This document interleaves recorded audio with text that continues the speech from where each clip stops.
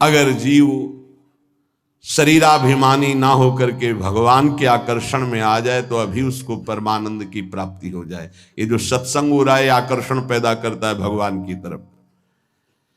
जब भगवान ने बताया मुझे जिस भाव से स्वीकार किया जाता है मैं उसी भाव से उसके अनुभव में आता हूं। ये था माम प्रपद्यन्ते तास्तथैव भजाम्यहम्। ध्यान रखना, आज आप पुत्र भाव, पत्नी भाव, संसार भाव, तो भगवान ये अनुभव करा रहे हैं संसार भाव। और अभी ये भाव अंदर से निकल जाए, भजन और सत्संग के प्रभाव से भगवत भाव आ जाए, तो तुम पत्नी में देखोगे मुस्कुराते हुए श्री कृष्ण, तुम पुत्र में देखोगे मुस्कुराते हुए श्री कृष्ण। जैसे नामदेव जी ने कुत्ते में देखा भगवान विट्ठल, भूत में देखा भगवान विट्ठल। तो ये क्यों ऐसे करुणा में भगवान का लोग आश्रय क्यों नहीं ले पा रहे? जब भगवान इतने कृपालु हैं कि नास्तिक से नास्तिक पर भी कृपा करते हैं, तो लोग भगवान का भजन क्यों नहीं करते? अनन्य क्यों नहीं हो जाते भगवान श्री कृष्ण के? निरंतर भगवान श्री कृष्ण की आराधना क्यों नहीं करते? क्यों भटक रहे हैं? जब इतने कृपालु भगवान है तो सब कोई क्यों नहीं भजन करता? तो भगवान उत्तर दे रहे स्वयं, कांक्षन्तः कर्मणां सिद्धिं यजन्त इहि देवताः क्षिप्रं हि मानुषे लोके सिद्धिर्भवति कर्मजः। ये चाह भटका रही है, ध्यान रखना। कांक्षन्ता, कामना, चाह। बस ध्यान दीजिए, परमार्थ भगवत स्वरूप, ब्रह्म स्वरूप माया। ब्रह्म स्वरूप माया के मार्ग में चल रहे हैं, इसकी पहचान चाह। एक शब्द में, अभी आप माया के मार्ग में हैं, पहचान चाह। किसकी? भोगों की, शरीर सुख की, नाना प्रकार के लौकिक चाह। तो आप माया पथ के पथिक हैं। कांक्षन्ता, आकांक्षा। परमार्थ का पथिक चाह, दोनों में चाह। चाह श्री भगवान के भजन की, चाह भगवान के दर्शन की, चाह संसार से मुक्त हो जाने की, चाह प्रिया प्रीतम की श्रीअंग सेवा की। दोनों में चाह है, ध्यान रखना। एक चाह परम दुर्लभ परमार्थ की, और एक चाह जिसमें अनंत जीव फंसे हुए प्रवाहित होते चले जा रहे हैं। उसी की बात भगवान कह रहे हैं कि मेरी शरण में क्यों नहीं हो पाता? मैं इतना करुणा में हूं फिर भी मेरी शरण में क्यों नहीं हो पाता? कांक्षन्ता कर्मणाम सिद्धिम यजन्ति हि देवताः। ये कामना करके सोचते हैं कि ये कर्म कर लूं तो मुझे ये सिद्धि प्राप्त हो जाएगी, ये फल प्राप्त हो जाएगा। इसीलिए वो देवताओं की आराधना करते हैं, क्योंकि इस मनुष्य लोक में कर्मों से जल्दी फल मिल जाएगा, सिद्धि मिल जाएगी, ऐसा उनको भाव है। इसलिए मेरी शरण में नहीं होते। भाव कांक्षन्ता कर्मणाम सिद्धिम यजन्ति देवताः। मनुष्य में करने की शक्ति है, ध्यान रखना, यही प्रभु का नहीं होने देती। बड़ा सूक्ष्म विषय है ये, अगर समझ पाओ। कुछ बातें होती जो एकदम हृदय पर शब्द नहीं मिलता। करने की शक्ति को होने में आ जाए, ये गुरुदेव कराते हैं।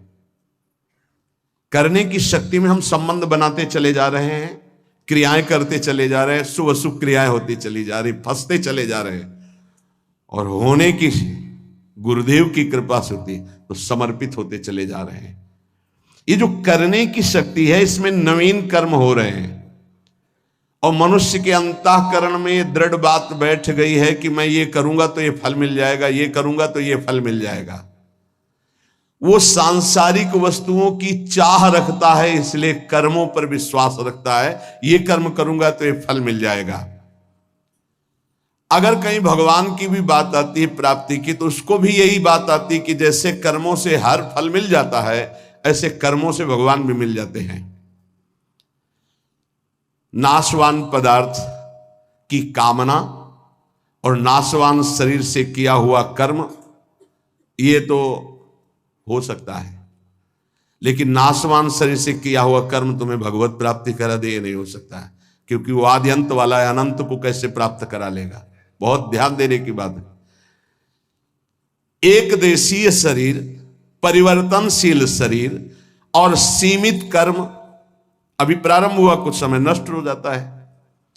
भगवान कर्मजन्य नहीं है कि हम कर्म करके भगवान को प्राप्त कर लेंगे। भगवान अपरिवर्तनशील, नित्य, परिपूर्ण, इसलिए भगवत प्राप्ति में कर्म करते करते जब हार जाता है और प्रभु का हो जाता है तो भगवत प्राप्ति हो जाती है। अब कितने जन्म व्यतीत हो गए, अभी तक हारे नहीं। अरे अब हाथ उठाकर कहो मैं हार गया गोविंद, अब स्वीकार कर लो। पर ये देहाभिमानी हारता नहीं, बस यही समस्या है। भगवान करे यजंती ही देवता, अपनी कामनाओं की पूर्ति के लिए वो देवताओं का यजन करते, मेरी शरण में नहीं आ पाते। भगवान सरलता से समझ लीजिए पिता के समान है। देवता दुकानदार है। जैसे दुकानदार के पास वस्तु लेने जाओ, जरा हमको ये मीठा देना, कितना कितना दे, बोले भूख लगी भरपेट पवा दो।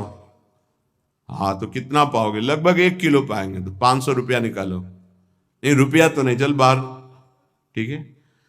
पिता के पास गए, भूख लगी है, ये पवा दो, तो वहां ये नहीं पूछेगा कि पैसा निकालो, क्योंकि बेटा है। ऐसे इसीलिए हम कभी कभी विनोद में कहा कि बड़े ही बच्चे हो तुम, भगवान के पास जाके तो 11,000 का भोग लगा देंगे, हमारा काम कर दो। अरे ऐसा कैसे तुम सोचते हो? भगवान के चरणों में महालक्ष्मी उनके श्री चरणों को सहलाते हुए हृदय से लगाते रहते हैं। उन प्रभु को तुम कुछ चंद रुपए दे करके, घूस देकर काम कराना चाहते हो? अरे अपने पिता, अपने स्वामी यदि मांग ही आई है तो सीधे मांगो ना। जैसे बालक अपने पिता से हट करके मांगता है, उसको उचित लगेगा दे देता है, नहीं झिड़क देता है, नहीं देंगे। तुम्हारे गंदे विचार हैं, तुम्हें पैसा देंगे, गंदगी में खर्चा कर दोगे, नहीं देंगे। भगवान पिता है, देवता दुकानदार है। पिता से अधिकार पूर्वक मांगा जाता है और दुकान में पैसे दे के लिया जाता है। दुकानदार को जैसे पैसे दिया जाता है, ऐसे देवताओं से काम कराने के लिए आपको कर्म करना होगा, उसका सांगोपांग, तब वो देवता तुम्हारे कर्म के अनुसार वो फल प्रदान करेगा। पर भगवान को ऐसी जरूरत नहीं है। भगवान को केवल अपनापन मानने की जरूरत है, प्रभु मेरे, बस इतनी बात है। पर इसमें दूसरा कोई नहीं होना चाहिए, तो अभी आपको परम लाभ मिल जाए।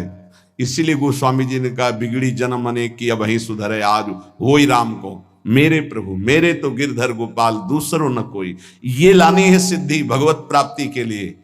इसमें तुम्हारा कोई पसीना चुहाना काम में नहीं आएगा, वो तो हारने के काम में आएगा। लगे रहो, फिर जब हार जाना कि नाथ मैं हार गया, तब कहेंगे मेरा हो जा। बस यहीं से परमार्थ का दिव्य स्वरूप प्रकट होता है भक्ति मार्ग में। दूसरी बात, दुकानदार से कहो कि आप चाकू दे दीजिए, पैसा दीजिए, चाकू ले लीजिए। लेकिन पिता से कहिए चाकू दे दीजिए, तो कहेगा किस काम के लिए, क्या काम करना है, पहले बोलिए, आवश्यकता क्या है। अगर आप आवश्यकता सिद्ध नहीं कर पाए तो आपको नहीं देगा। लेकिन दुकानदार आवश्यकता नहीं पूछेगा, आपको चाकू दे देगा। आप अहित कर लो अपना, वो तुम जानो। ऐसे देवता हैं हमारे, भगवान ऐसे नहीं है। मांगोगे, अगर आवश्यकता सिद्ध होती है तो ठीक है। अगर उनको लगता है कि दुख भोग कर ये हमारी तरफ बढ़ेगा तो नहीं देंगे, भोग दुख और मेरी तरफ बढ़ और अपना परम कल्याण कर। लेकिन देवता ऐसा नहीं। अगर आपने सकाम अनुष्ठान किया है तो आपका हित हो, ही तो इससे मतलब नहीं, वो वस्तु आपको दे देंगे जैसे दुकानदार दे देता है। पिता सदैव अपने बालक का हित चाहता है, ऐसे भगवान सदैव अपने शरण में आए हुए का हित चाहते हैं। ये बहुत कृपालु हैं। अगर उनसे मांगो भी तो उनके ऊपर छोड़ दो, जैसा आप चाहो वैसा करो प्रभु। क्षिप्रम ही मानुषे लोके सिद्धिर्भवति कर्मजा। ये जितनी भोग भूमियां हैं, जितने भोग के लोक हैं, जितनी भोग वस्तुएं हैं, मनुष्य चाहता है मैं कर्म करके इन्हीं भोगों को भोगूं। कृपा निधान भगवान ऐसा नहीं होने देते। तुम्हें मनुष्य शरीर मिला है मेरी प्राप्ति के लिए, जीवन मुक्त होने के लिए, तुम फिर फंसने वाली बात मांगते हो। इसीलिए भगवान जल्दी भोगों की, कामनाओं की बात नहीं सुनते। तो लोग क्या करते हैं, भगवान का आश्रय न लेकर देवताओं का आश्रय ले लेते हैं, क्योंकि उनको इससे कोई मतलब नहीं कि तुम्हारा कल्याण होगा कि नहीं होगा, उसके अनुष्ठान करो और वो तुम्हें फल प्रदान कर देगा। कर्म संगेषु जायते, इन सबके दिमाग में बैठ गया कि ये करूंगा तो इससे ये फल प्राप्त होगा और उस फल को भोगूंगा, मैं सुखी हो जाऊंगा। ऐसा नहीं होता है। चाहे जितना आपको वैभव मिल जाए, चाहे जो पद मिल जाए, सुखी नहीं हो सकते। सुखी तभी होगे जब मन को सच्चिदानंद में लगा दोगे। इसके अलावा और कोई सुख का उपाय नहीं है। ये कई बार चर्चा में हो चुका है। मन विश्राम तभी पाएगा जब सच्चिदानंद प्रभु में जुड़ेगा। ये प्रकृति में कभी विश्राम प्राप्त ही नहीं कर सकता। तो ये जो लोग कर्मों के द्वारा प्राप्त होने वाले फल, देवताओं की आराधना के द्वारा प्राप्त होने वाले नाशवान फल हैं, ये इसी में आसक्त रहते हैं, भगवान की तरफ नहीं बढ़ते हैं। भगवान ने कहा कि यदि कर्म ही करना है तो अपनी जो धर्म सीमा के अंतर्गत है वो कर्म करो, मेरे को समर्पित कर दो, तो इससे भी तुम्हारा कल्याण हो जाएगा। चातुर्वर्णम मया सृष्टम गुणकर्म विभागशः तस्य कर्तारमपि माम विद्य कर्तारमव्ययम् न माम कर्माणि लिम्पन्ति न मे कर्म फले स्पृहा इति माम यो भी जानाति कर्मभिर न सबध्यते। भगवान कह रहे हैं मेरे द्वारा ये चारों वर्ण की व्यवस्था की गई है। पूर्व जन्म के कर्मानुसार मैं इन चारों वर्णों में जन्म देता हूं। ये मेरे द्वारा की गई व्यवस्था है। कलयुग में नहीं चलेगी, कलिकाल इसे भंग कर देगा, छीण कर देगा। युग धर्म का प्रभाव होता है। चारों वर्णों की रचना मेरे द्वारा की गई है। पूर्व जन्म के तप, भजन, साधन, कर्म के अनुसार उसका जन्म वर्ण व्यवस्था में होता है। सृष्टि का रचनाकार आदिकर्ता मैं हूं, क्योंकि मेरे से ब्रह्मा और ब्रह्मा से मनुष्य रूपा आदि सब सृष्टि का विस्तार, तो आदिकर्ता मैं हूं। मैंने रचा है ये चार वर्ण। मुझ अविनाशी परमेश्वर को इन सब का प्रादुर्भाव करने वाला होने पर भी अकर्ता ही जान। कारण कि कर्म फल में मेरी कोई आसक्ति नहीं है। मुझे कभी कोई कर्म बांध नहीं सकता है। इस प्रकार जो तत्व से मुझे जान लेता है वह कर्मों में कभी नहीं बंधता है। यह पूर्व जन्म के कर्म के अनुसार वर्ण में प्रादुर्भाव होता है जीव का। सतोगुण, रजोगुण, तमोगुण, इन तीनों गुणों से ही पूरी सृष्टि रची गई है। तो इन गुणों की प्रवृत्ति के अनुसार कर्म बनते हैं। तो जिसकी बहुत सात्विक प्रवृत्ति भगवत आराधना पूर्व में हुई वो प्रथम वर्ण में, जिसकी रजोगुण सतोगुण मिश्रित वृत्तियां हुई वो द्वितीय वर्ण में, जिसकी रज अधिक और तम मिश्रित वो तृतीय वर्ण में, और जिसकी तममयी वृत्ति वो चतुर्थ वर्ण में मेरे द्वारा रची गई है कर्म के अनुसार, पूर्व जन्म के तप साधन के अनुसार। अगर कोई अपने धर्म के अनुसार बर्ताव करे, पूर्व में महान बड़े बड़े भागवत हुए, अपने धर्मों को नहीं छोड़ा, अपने धर्म के अनुसार उन्होंने सिद्धि प्राप्त की है। अब कलिकाल का ऐसा प्रभाव बढ़ता चला जा रहा है कि धर्म की व्यवस्थाएं हैं सब भंग होती चली जा रही हैं। ये सनातन है, ये सनातन पद्धति है, पुरातन पद्धति है धर्म व्यवस्था। उसको अन्य भाव में ना ले जाए, दुष्ट भाव में ना ले जाए, बड़े पवित्र भाव है। श्री भगवान कह रहे हैं कि इस विभाग को मैंने इस कर्म के अनुसार किया है। अगर छोटा भाई बड़े भाई के चरणों में झुकता है तो एक प्रियता होती है, वो एक मर्यादा का पालन कर रहा है, ना कि बड़ा भाई इतना महान हो गया कि छोटा झुक रहा है। नहीं, एक धर्म की व्यवस्था है कि बड़े भाई को भगवत स्वरूप मान करके चरण छुआ जाता है उसकी आज्ञा में। स्वयं भगवान जब लीला करते हैं तो अवतार लेते हैं, तो देखिए कि अगर लक्ष्मण जी छोटे भाई बने तो कैसे अनुशासन में, वही जब बलराम जी रूप में बड़े भाई बने तो चरण छू करके भगवान बात करते हैं, दादा दाऊ दादा। इसमें अर्जुन का कोई दोष नहीं है। हमें लगता है कि इसमें सुभद्रा जी की ही अनुमति है ऐसा।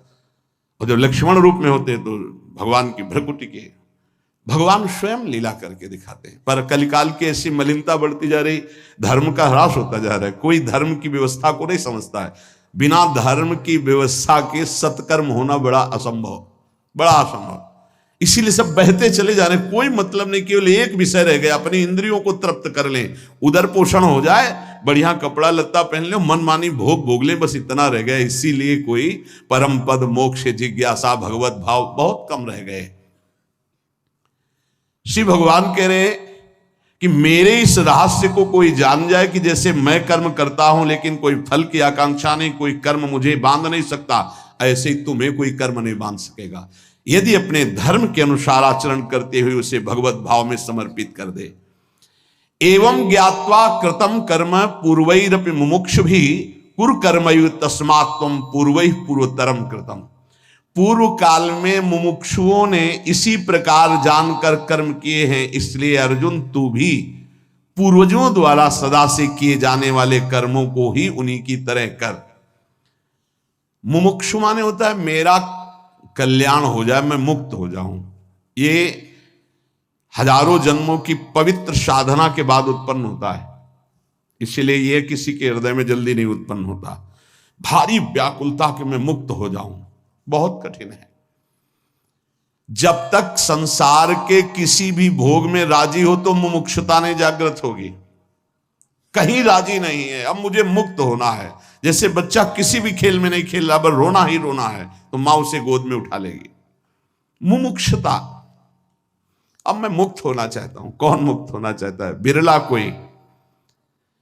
ये मुमुक्षुता ही बड़ी दुर्लभ है। मोक्ष और भगवत प्राप्ति, मुमुक्षुता है, मैं भगवत प्राप्ति करना चाहता हूं। ऊब गया संसार से, नहीं उबा। वृद्ध शरीर हो गया, फिर भी नहीं उबा। मृत्यु नजदीक आ रही, फिर भी नहीं उबा। आखिरी श्वास तक उब जाता तो भगवान की प्राप्ति हो जाती। आखिरी श्वास में राधा बोल दे, भगवत प्राप्ति हो जाएगी।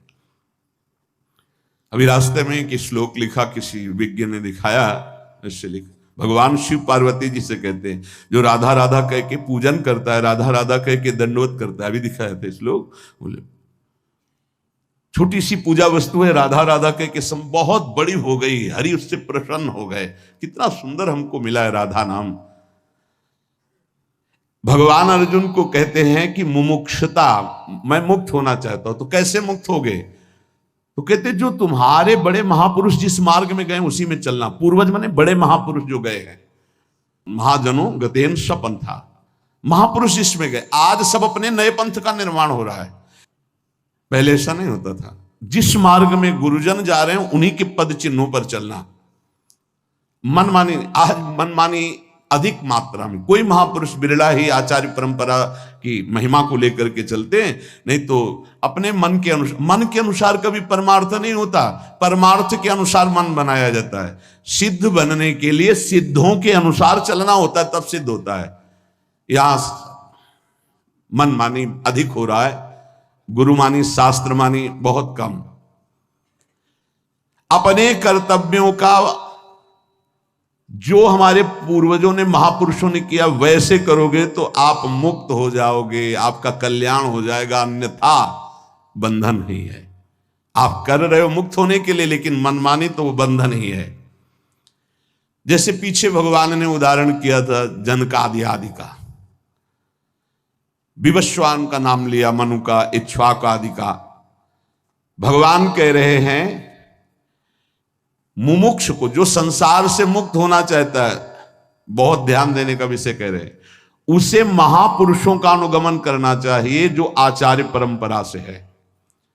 यह परंपरा इसीलिए बनी हुई है कि हमें कोई भूल चूक नहीं होगी। मनमानी से हम अपने मन को ना जोड़े, हम आचार्य परंपरा से जुड़े। आप जिस भक्ति में, अभेद भक्ति में चलना चाहो तो आद्य गुरु भगवान शंकराचार्य जी हैं। सखा भाव में चलना चाहो महामहिम श्री भगवान वल्लभाचार्य जी हैं। जो भाव लो, महामहिम निम्बारकाचार्य जी, रामानंदाचार्य जी, रामानुजाचार्य जी, श्री हिताचार्य जी, श्री स्वामी हरिदास जी, महाप्रभु चैतन्य, ये बड़े बड़े महामहिम स्वरूप भगवान ने धारण किए हैं मार्ग प्रशस्त करने के लिए। हमें महापुरुषों के पद चिन्हों पर चलना है, मनमानी नहीं। भगवान कहते कि मुमुक्षुओं को जानकारी करके, जिस मार्ग में हम चल रहे हैं आचार्य परंपरा से सिद्ध होते चले जा रहे हैं, आचार्य परंपरा से उपासना आ रही, उसी पे हम अपने चित्त को जोड़ें। जो भाव हमारे अंदर हो, शांत भाव, दास्य भाव, सख्य भाव, वात्सल्य भाव, किसी भाव से तो वही चला जाता है। शांत भाव का मतलब मोक्ष का भाव, मुक्त हो जाना। जो अपने कर्तव्य कर्मों का पालन नहीं करता, महापुरुषों का अनुगमन नहीं करता, वो सिद्ध नहीं हो पाता, वो मुक्त नहीं हो पाता है। कर्म करता रहता है, पर वो जैसे बहुत दिनों से कोई व्रत रह रहा है और बहुत एक दोष बढ़ रहा है, मैं इतने दिनों से ऐसा, बड़ा सूक्ष्म विषय से संसारी नहीं जानेंगे, प्रभावित हो जाएंगे। इतने दिनों से केवल पानी, लेकिन जो तस्मात् शास्त्रम प्रमाणम, तो इसका कोई महत्व नहीं। गर्व कर रहे हो, अन्य की निंदा कर रहे हो, क्या ज्ञान है? देह भाव ही तो है। तो देह भाव में चाहे जो कुछ करो, उसका देह भाव त्याग करके फिर वो जो कर्म करते हुए योग में स्थित रहता है, वही कर्म योगी भगवत प्राप्त होता है।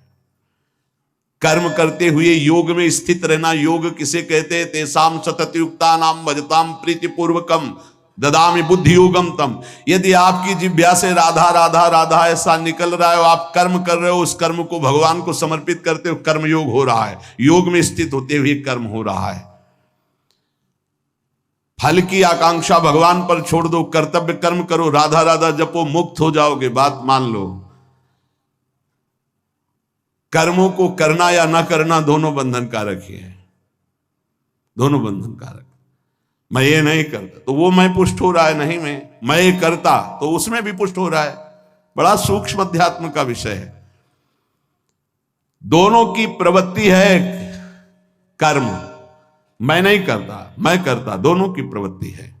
निवृत्ति, कर्तव्य कर्म का पालन हो रहा, फल की इच्छा नहीं, भगवान को समर्पित जीवन, नाम जब चल रहा है, ये निवृत्ति है। पूर्ण निवृत्ति की कोई अवस्था नहीं है कि इतनी अवस्था में, इतने कर्म में आप अभी इसी क्षण स्वीकार करो। कोई भी कर्म करो, भगवान को अर्पित करो। कर्म करते समय राधा राधा अंदर से नाम भगवान का, प्रभु का स्मरण करते रहो। शरीर, इंद्रिया, मन आदि कर्म की सामग्री अपने से भिन्न है। ये मैं नहीं हूं, ये संसार से अभिन्न है, हमसे भिन्न है। इनके द्वारा जो प्राकृतिक कर्म होते हैं वो हमको बांधने वाले ही हैं, यदि भगवान को अर्पित नहीं करते या प्रकृति में उनकी स्थिति नहीं देखते। प्राय बड़ा सूक्ष्म विषय है प्रकृति में स्थिति देखना, तो भगवान को अर्पित करना सरल है, आप अर्पित कीजिए। अपने कर्म मान करके अपने लिए जब किया जाएगा तो योग नहीं होगा, केवल कर्म होगा। भगवान के मान के भगवान के लिए किया जाएगा, या सबको भगवत स्वरूप मानकर सबके सुख के लिए किया जाएगा, उसे योग कहते हैं, जो भगवत स्मृति से युक्त होता है। देखो, कर्म योग से उद्धार होता है, कर्म से बंधन होता है। कर्म किसे कहते हैं? जब प्रकृति के इन अंश, शरीर, मन, इंद्रिय आदि के द्वारा जो कर्म होते हैं वो अपने लिए किए जाते हैं, मैं करता हूं, यही बंधन है। और जब प्रभु के ये है, प्रभु के लिए किया जाता है, तो वो बंधन मुक्त हो जाता है। संपूर्ण कर्म केवल प्रभु के लिए किया जाए, कर्मों से हमारा कोई संबंध नहीं है। हमारा संबंध प्रभु से है, कर्म प्रभु को समर्पित है। योग नित्य सिद्ध योग हो गया।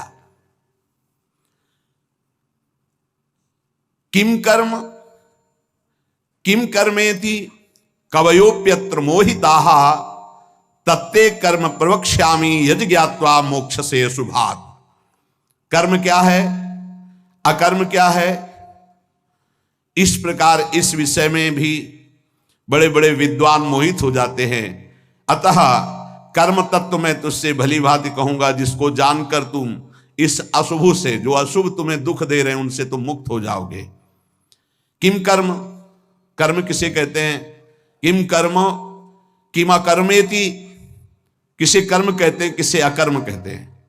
साधारण मनुष्य शरीर और इंद्रियों की क्रियाओं को कर्म मान लेते हैं। शरीर और इंद्रियों की क्रियाएं रोक दी तो उसे अकर्म मान लेते हैं, लेकिन ऐसा नहीं है। शरीर और इंद्रियों से क्रियाएं ना हो तो भी क्रिया हो रही है। शरीर, वाणी, मन के द्वारा जो जो भी हो रहा है वो सब क्रियाएं हैं।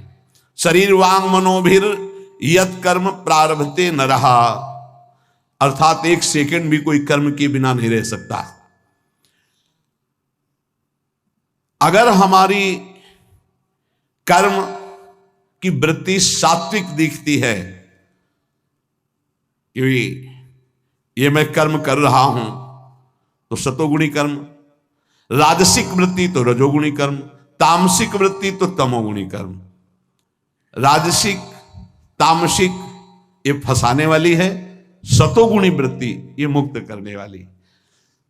जैसे सतोगुणी वृत्ति में, शुद्ध सतोगुणी वृत्ति में कभी क्रोध का प्रादुर्भाव नहीं होगा। जैसे एक दिन आर्मी के कुछ जवान आए थे, तो खान पान के विषय, जैसी परिस्थिति हो उस परिस्थिति में रहकर भगवत स्मृति करते हुए राष्ट्र सेवा करो। हमारे आंतरिक लक्ष्य में था प्याज लहसुन, क्योंकि हम संसार का तो, कि अगर कहीं ऐसी परिस्थिति है कि आपको प्याज लहसुन युक्त भोजन मिल रहा है, आप चाहते हो मैं सात्विक भोजन करूं, तो आपके अंदर रज और तम की पूर्ण वृत्ति बनी है, त्रिगुणातीत नहीं हो गए हो। शतोगुणी भोजन की व्यवस्था का तात्पर्य बहुत ऊंची होती है।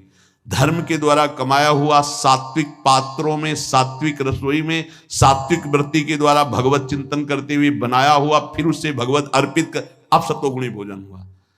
भाव कहने का कि आपकी कैसी भी परिस्थिति में यदि नाम चल रहा है और राष्ट्र सेवा का भाव है, तो इन छोटी बातों से आपका भाव बिगड़ने वाला नहीं। दूसरी बात जिसे कही थी कि जैसे मूंग की दाल है, रोटी है, बड़े सात्विक वृत्ति से बना गया है, तो आपके अंदर क्रोध का प्रादुर्भाव नहीं होगा। तो कहा जाता है कि जैसे बहुत से सतोगुणी जन देखे गए, उनमें क्रोध आता है, तो उस समय रजोगुण होता है, उनमें रजोगुण होता है। रज का तात्पर्य होता है काम, काम का मतलब होता है कामना, कामना का मतलब होता है मैं चाहता हूं ऐसा होना चाहिए, नहीं हुआ तो उसमें क्रोध आ जाएगा। मैं चाहता हूं कि ये होना चाहिए, जब उसमें बाधा पड़ेगी तो क्रोध आ जाएगा। तो इसमें राग, और राग रजोगुण, रजोगुण आ गया, चिंतन मात्र से रजोगुण आ गया। जैसे कोई किसी देवी की उपासना कर रहा है, उपासना शब्द बड़ा सात्विक है, परंतु कर्ता कामना की सिद्धि के लिए सांसारिक कामना करते, तो कामना करते ही वो राजसिक वृत्ति हो गई।